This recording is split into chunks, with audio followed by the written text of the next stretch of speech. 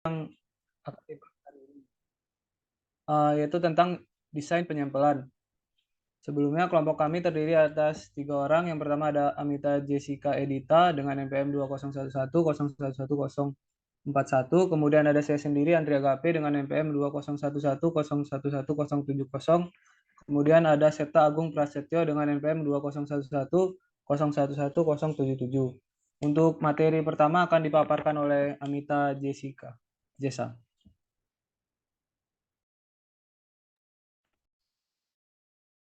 Yang pertama ada pengantar. Alasan untuk menggunakan sampel daripada mengumpulkan data dari seluruh populasi sudah jelas dengan sendirinya. Dalam investigasi penelitian yang melibatkan beberapa ratus bahkan ribuan elemen, hampir tidak mungkin mengumpulkan data dari atau menguji atau memeriksa setiap elemen. Kalaupun bisa, itu akan menjadi penghalang dari segi waktu, biaya, dan sumber daya manusia lainnya. Studi sampel daripada seluruh populasi juga terkadang cenderung menghasilkan hasil yang lebih andal. Next. Selanjutnya ada populasi, elemen, dan sampel. Yang pertama ada populasi, mengacu pada seluruh kelompok orang, peristiwa, atau hal-hal yang menarik yang ingin peneliti selidiki. Ini adalah sekelompok orang, peristiwa, atau hal-hal yang menarik yang peneliti ingin membuat kesimpulan berdasarkan statistik sampel. Lalu yang kedua ada elemen. Sebuah elemen adalah anggota tunggal dari populasi. Jika 1000 pekerja kerah biru di organisasi tertentu kebetulan menjadi populasi yang menarik bagi seorang peneliti, setiap pekerja kerah biru di dalamnya adalah sebuah elemen. Lalu yang ketiga, sampel. Sampel adalah bagian dari populasi. Ini terdiri dari beberapa anggota yang dipilih darinya. Dengan kata lain, beberapa, tetapi tidak semua elemen populasi membentuk sampel. Next.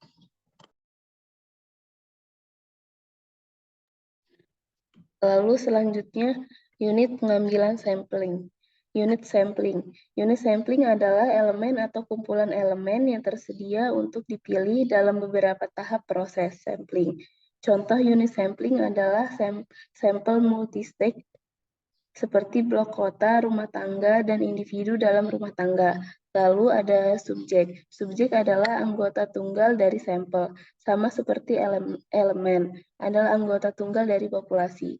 Jika 200 anggota dari total populasi 1000 pekerja kerah biru membentuk sampel untuk penelitian, maka setiap pekerja kerah biru dalam sampel adalah subjek. Next. Lalu selanjutnya ada contoh data dan nilai populasi. Alasan kami mengambil sampel bagaimanapun adalah karena kami tertarik pada karakteristik populasi yang kami ambil sampelnya. Jika kita mempelajari seluruh populasi dan menghitung mean atau standar deviasi, maka kita tidak menyebut ini sebagai statistik. Sebaliknya, kami menyebutnya parameter populasi. Next. Lalu selanjutnya ada keterwakilan sampel. Kebutuhan untuk memilih sampel yang tepat untuk penyelidikan penelitian tidak dapat terlalu ditekankan. Kita tahu bahwa sampel jarang akan menjadi replika yang tepat dari populasi dari mana sampel itu diambil. Lalu yang kedua ada parameter. Karakteristik populasi seperti rata-rata populasi, standar deviasi populasi, dan varian populasi disebut sebagai parameternya. Lalu yang ketiga, normalitas distribusi. Atribut atau karakteristik populasi umumnya berdistribusi normal. Misalnya ketika atribut seperti tinggi dan berat dipertimbangkan, kebanyakan orang akan mengelompok di sekitar rata-rata. Selanjutnya akan dijelaskan oleh rekan saya. Oke, materi selanjutnya itu tentang proses sampling. Jadi yang pertama proses sampling itu adalah menentukan populasi. Jadi pertama-tama kita harus mengidentifikasikan populasi yang akan kita amati. Kemudian menentukan karakter sampel. Nah, di sini kita membuat outline dari sampel yang akan kita teliti. Kemudian menentukan desain sampling. Nah, desain sampling ini ada 11. yang nanti akan dibahas di slide selanjutnya. Kemudian menentukan ukuran sampel yang sesuai. Nah, kenapa harus menentukan ukuran sampel yang sesuai? Karena ini ada kaitannya dengan, misal, jika sebuah populasi itu sangat beragam, pasti dibutuhkan ukuran sampel yang lebih besar. Kemudian yang terakhir adalah menjalankan proses pengambilan sampel. Oke, next. Kemudian mendeskripsikan populasi. Pengambilan sampel dimulai dengan menentukan populasi secara tepat. Maksudnya untuk mendapat data yang lebih akurat, kita harus menentukan populasi yang berkaitan dengan penelitian yang akan kita jalankan. Populasi target harus didefinisikan dalam hal elemen, batas geografis, dan waktu. Next.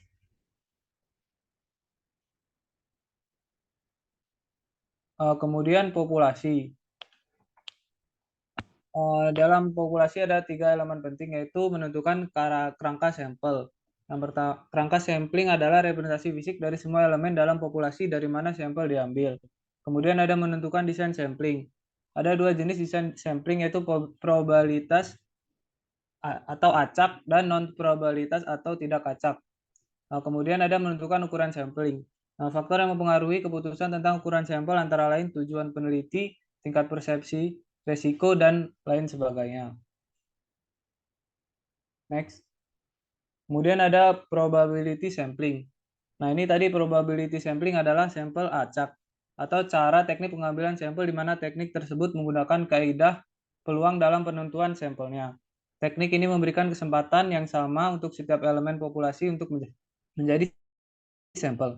Jadi cirinya itu ketika elemen dalam populasi memiliki peluang yang diketahui bukan dari nol untuk dipilih sebagai subjek dalam sampel, itu biasanya kita akan menggunakan probability sampling. Nah, probability sampling ini dibagi menjadi 5. Next. Yang pertama ada pengambilan sampel acak sederhana atau simple random sampling. Adalah suatu teknik pengambilan sampel yang menggunakan kaidah peluang dalam proses penentuan sampel. Kemudian ada pengambilan sampel acak sistematis, yaitu suatu metode pengambilan sampel di mana ada hanya unsur pertama saja dari sampel yang dipilih secara acak. Sedangkan unsur-unsur yang lain dipilih secara sistematis menurut pola tertentu. Kemudian yang ketiga ada pengambilan sampel acak berstrata.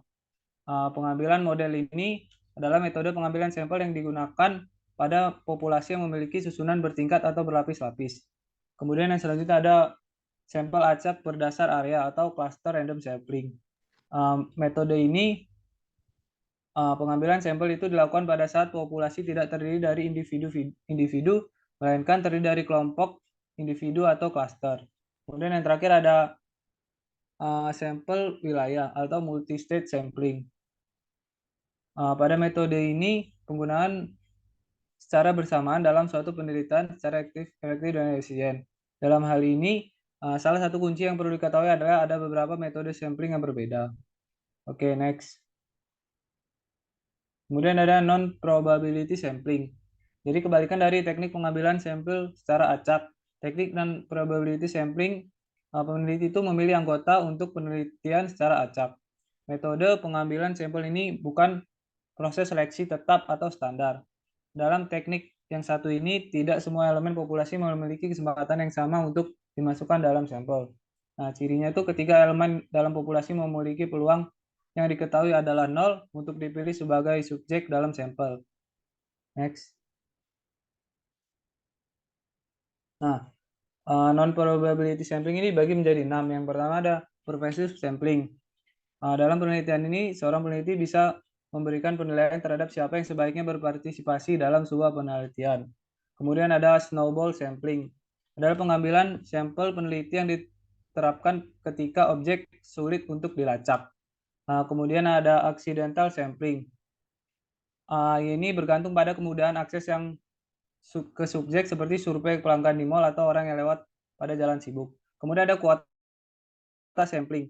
Pada metode ini kita harus menetapkan standar sebelumnya sehingga kita bisa memilih sampel yang akan digunakan untuk merepresentasikan populasi. Kemudian ada teknik sampel jenuh. Teknik ini bila semua anggota populasi digunakan adalah sampel. Kemudian sampling sistematis. Teknik yang terakhir ini adalah teknik yang menggunakan nomor urut dari populasi baik berdasarkan nomor yang ditetapkan sendiri oleh kita sebagai peneliti maupun nomor identitas tertentu dengan urutan yang sistematis. Oke, segitu dari saya. Untuk materi selanjutnya akan dipaparkan oleh Septa. Selanjutnya ada masalah presisi dan percaya diri dalam menentukan ukuran sampel.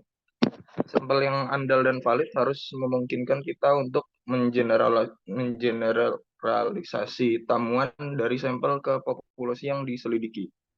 Dengan kata lain, statistik sampel harus merupakan perkiraan yang andal dan mencerminkan parameter populasi sedekat mungkin dalam margin kesalahan yang sempit. Tidak ada statistik sampel X misalnya, yang akan sama persis dengan parameter populasi. Tidak peduli berapa canggih rancangan sampling probabilitas.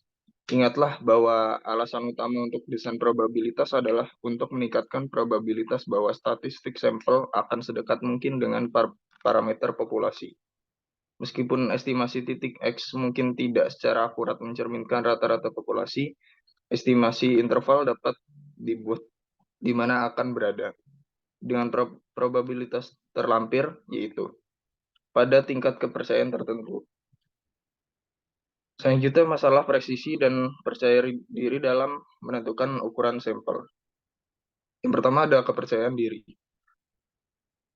Presisi dan kepercayaan diri merupakan isu penting dalam pengambilan sampel, karena ketika menggunakan data sampel untuk menarik kesimpulan tentang populasi, diharapkan untuk cukup tepat sasaran dan memiliki beberapa gagasan tentang tingkat kemungkinan kesalahan.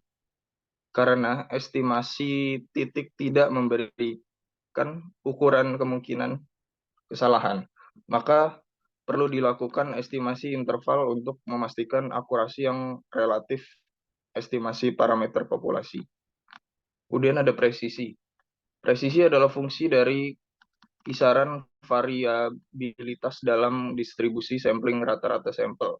Artinya, jika kita mengambil sejumlah sampel yang berdasari dari suatu populasi dan mengambil rata-rata dari masing-masing sampel, kita biasanya akan menemukan bahwa mereka semua berbeda, terdistribusi normal, dan memiliki dispersi yang terkait dengannya. Semakin kecil dispersi atau variabilitas ini, semakin besar kemungkinan rata-rata sampel akan lebih dekat dengan rata-rata populasi.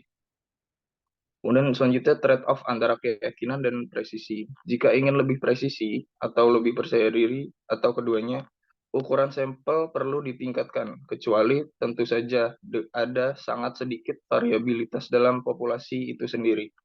Namun jika ukuran sampel tidak dapat ditingkatkan, untuk alasan apapun, katakanlah kita tidak dapat menanggung biaya peningkatan pengambilan sampel, maka dengan N yang sama, yaitu satu-satunya cara untuk mempertahankan tingkat presisi yang sama adalah dengan mengabaikan kepercayaan dengan mana kita tidak dapat memprediksi perkiraan. Artinya kita mengurangi tingkat kepercayaan atau kepastian perkiraan kita. Selanjutnya ada ukuran sampel. Kedua desain sampling dan ukuran sampel penting untuk generalisasi. Jika desain pengambilan sampel yang tepat tidak digunakan, maka ukuran sampel yang lebih besar tidak akan digeneralisasi ke populasi, kecuali ukuran sampel memadai untuk tingkat yang diinginkan.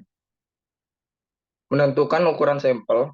Ukuran sampel diatur oleh tingkat presisi dan kepercayaan yang diinginkan. Dalam penelitian ini, kerangka teoritis memiliki beberapa variabel yang menarik, dan muncul pertanyaan tentang bagaimana seorang harus menghasilkan ukuran sampel ketika semua faktor diperhitungkan.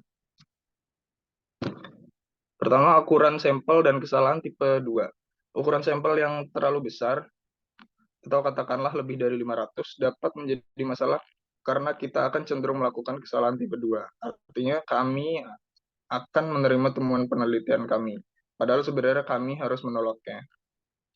Pertama, signifikan statistik dan praktis.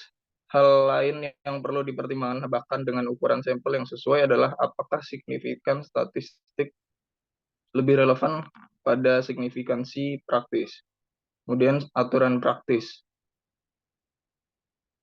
Sampel diukur memperhatikan beberapa aspek, mulai dari ukuran sampel, kategori sampel, penelitian eksperimental, dan lain-lainnya.